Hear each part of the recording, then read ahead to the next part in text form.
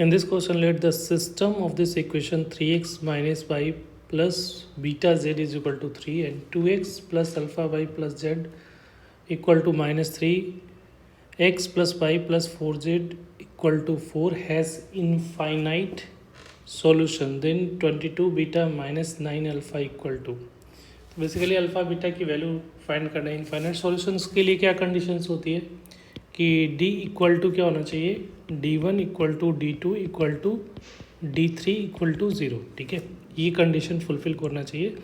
But एक साथ में देख लेना कि वो पैरेलल का कंडीशन होल्ड नहीं कर रहा हो. ठीक है, तो हम लोग यहाँ पे d1 d2 d3 अगर इनफाइनाइट सॉल्यूशंस है तो किसी को भी आप 0 ले सकते हो और वहाँ से अल्फ़ा बीटा की. तो हम लोग एक एक करके लेंगे ताकि एक एक अल्फ़ा एक में बीटा आ जाए, ताकि इजीली एक ही डिटर्मिनेंट में निकल जाएगा. तो अगर d2 लेते हो, अल्फ़ा किस में, d2 में है ना, d2 ले रहे हो तो d2 का मतलब है कि y का कोफिशिएंट के जगह पे कांस्टेंट रखेंगे. ठीक है, और बाकी एज इट इज़. तो 3 x का कोफिशिएंट लिख रहा हूँ 3, 2 और 1. राइट, y के कोफिशिएंट के जगह पे कांस्टेंट वाला पार्ट रखोगे तो ये हो जाएगा 3 माइनस 3 और यहाँ पे आ रहा है 4. और जो z का कोफिशिएंट उसको एज इट इज़ लिखना है. तो ये बीटा 1 और 4 और इसकी वैल्यू 0 से इक्वेट कर दो.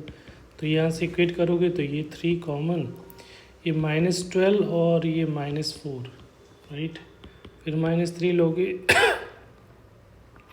तो यहाँ पे 8 आ जाएगा, -1 हो गया, प्लस बीटा और यहाँ पे 8 प्लस 3 इक्वल टू 0. इसको सिंप्लीफाई करोगे तो ये कितना आ जाएगा, -48 हो जाएगा ना, -48 और ये आ रहा है हमारा -21 प्लस 11 बीटा इक्वल टू 0.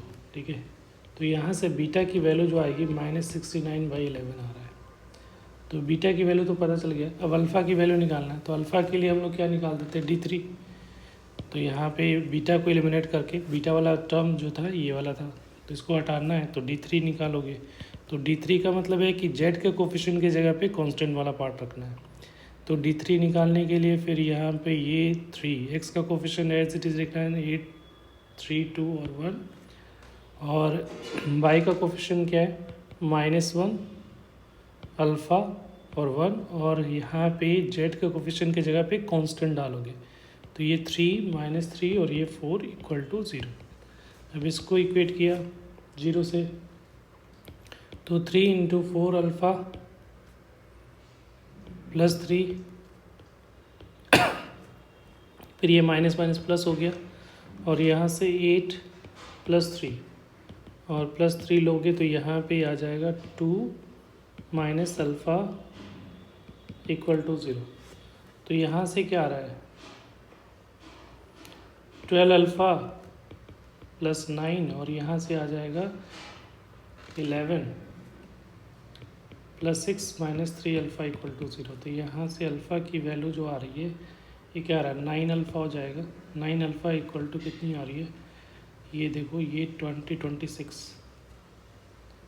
तो अल्फ़ा की वैल्यू जो आएगी यहाँ से, अल्फ़ा की वैल्यू क्या आ जाएगी 26/9. राइट, तो अल्फ़ा बीटा की वैल्यू निकल गई. अब यहाँ पे जो वैल्यू निकालना था क्या है, 22 बीटा.